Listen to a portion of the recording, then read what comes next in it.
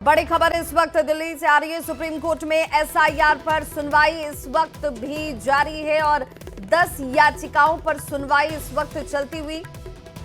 लेकिन बड़ी जानकारी है कि एसआईआर पूरी तरह संविधान के तहत है। सुप्रीम कोर्ट ने यह साफ कर दिया है। निर्वाचन आयोग के पास इसे लेकर तर्क है। तो बिहार में वोटर लिस्ट रिवीजन जारी रहेगा। ये बड़ी खबर इस वक्त सामने आती हुई। एसआईआर पर अगली सुनवाई 28 जुलाई को होगी। बड़ी खबर सामने आ रही है सुप्रीम कोर्ट से, जिस पर सबकी निगाहें टिकी हुई थी। यानी जो कार्रवाई इस वक्त निर्वाचन आयोग की तरफ से वोटर पुनरीक्षण का बिहार में किया जा रहा है, वो चलता रहेगा, वो जारी रहेगा, वो तर्कपूर्ण है। बिहार में वोटर लिस्ट रिवीजन पर यह बड़ी खबर सामने आ रही है और खबर ये कि बिहार में वोटर लिस्ट रिवीजन जारी रहने वाला है। सुप्रीम कोर्ट में ये बात साफ हो चुकी है। संवैधानिक संस्था के काम पर कोई रोक नहीं लगाई जा सकती है। सुप्रीम कोर्ट ने ये टिप्पणी की है। एसआईआर पर अब अगली सुनवाई जो है 28 जुलाई को होगी। संवैधानिक संस्था है। एसआईआर में आधार और ration card, voter ID card शामिल किया गया या नहीं किया गया, इसे लेकर भी स्थिति क्या है वो भी समझने की कोशिश करेंगे। और संवाददाता शंकर आनंद हमारे साथ इस वक्त ज्यादा जानकारी के साथ जुड़ गए हैं। शंकर आनंद, सुप्रीम कोर्ट की तरफ से क्या टिप्पणी की गई है, क्या खास टिप्पणी इसमें नजर आई अब तक? देखिए, अभी जिस तरह से इस मामले में ऑर्डर जो है वो कोर्ट के द्वारा लिखवाया जा रहा है और इस ऑर्डर में सबसे पहले जो लिखवाया गया है कि इन याचिकाओं में एक महत्वपूर्ण प्रश्न उठाया गया है जो देश के लोकतंत्र की जड़ से जुड़ा हुआ है, वह है मतदान का अधिकार। याचिकाकर्ता ने तर्क दिया है कि निर्वाचन आयोग यानी कि चुनाव आयोग के द्वारा जो आदेश के माध्यम से जो विशेष गहन पुनरीक्षण का मामला जो चल रहा है वो मतदाताओं के मौलिक अधिकार का उल्लंघन है। इसके साथ यह प्रक्रिया जनप्रतिनिधि के प्रावधानों का उल्लंघन करती है। अदालत ने यह तर्क दर्ज किया है कि यह मामला केवल प्रशासनिक प्रक्रिया नहीं बल्कि लोकतांत्रिक अधिकारों के मूल स्वरूप से भी जुड़ा हुआ है। इसके साथ ही इस मामले में जो इलेक्शन कमीशन के वकील ने तर्क दिया है कि अंतिम जो गहन पुनरीक्षण का जो मामला है वो कई वर्ष पहले 2003 में भी किया गया था और उसे फिर से करने की आवश्यकता है।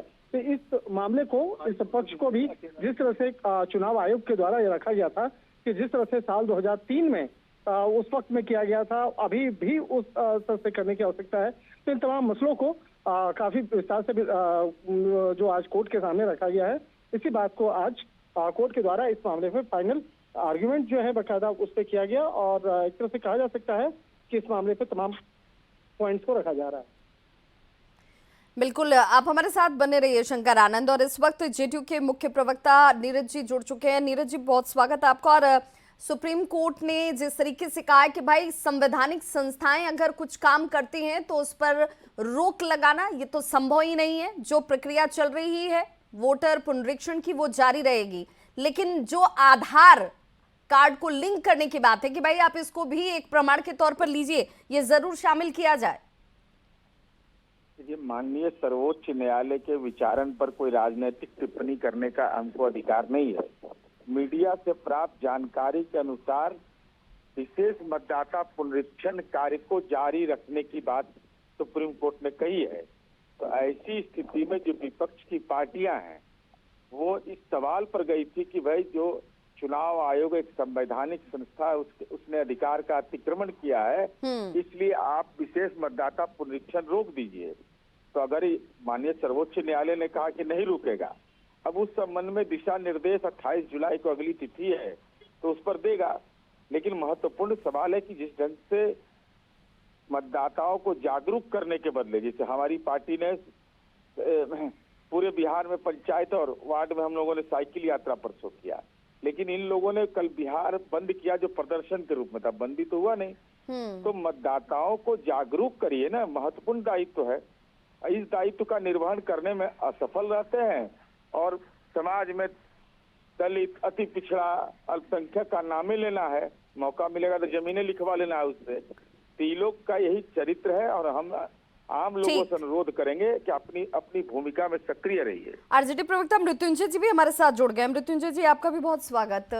सुप्रीम कोर्ट ने तो अब एक तरीके से ये कह दिया है कि जो कार्य निर्वाचन आयोग की तरफ से कराया जा रहा है वोटर पुनरीक्षण का, वो तो जायज है, उसे आप किसी तरीके से रोक नहीं सकते हैं। लेकिन जो आपकी मांग थी कि भाई प्रक्रिया में शामिल कर दिया जाए आधार को, राशन को, उसे भी कोर्ट ने माना है कि हाँ ये होना चाहिए, तो अब तो सब कुछ ठीक है। देखिए, हमारी पार्टी ने, हमारे नेता ने, हम लोगों ने ये तो कभी नहीं कहा कि वोटर रिवीजन का कार्य नहीं होना चाहिए। हमने कहा समय जितना कम है, श्री तेजस्वी यादव जी ने बार बार कहा इतने कम समय में ये संभव नहीं है। और आधार कार्ड, राशन कार्ड, मनरेगा का, ये सब चीजों को जिस तरह हटाया गया था, ये जोड़ने की मांग हो रही थी।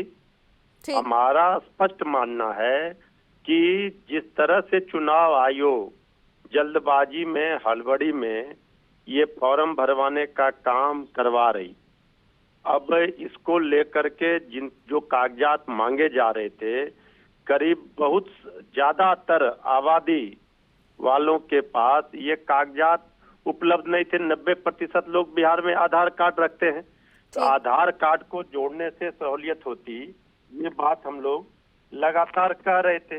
अब तो इसको शामिल करने की बात सुप्रीम कोर्ट ने कह दी है, तो अब तो विरोध की कोई पॉइंट बचा नहीं, कोई बिंदु बची नहीं।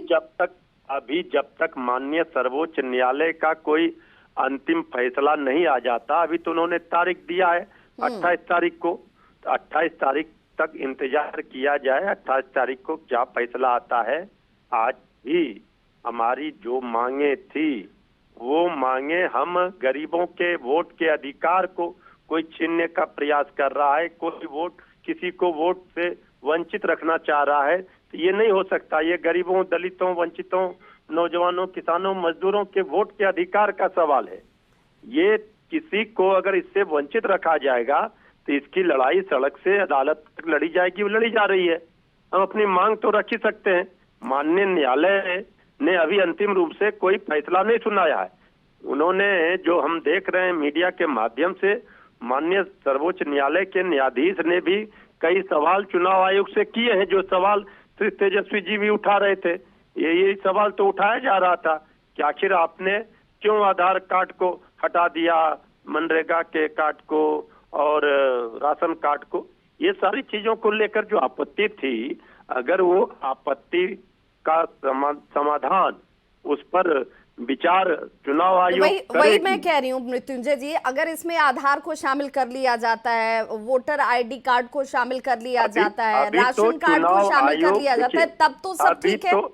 अभी तो चुनाव आयोग ने जो फरमान जारी किए थे, वो खुद ही कंफ्यूजन से भरा था। रोज रोज नियम बदले जा रहे हैं।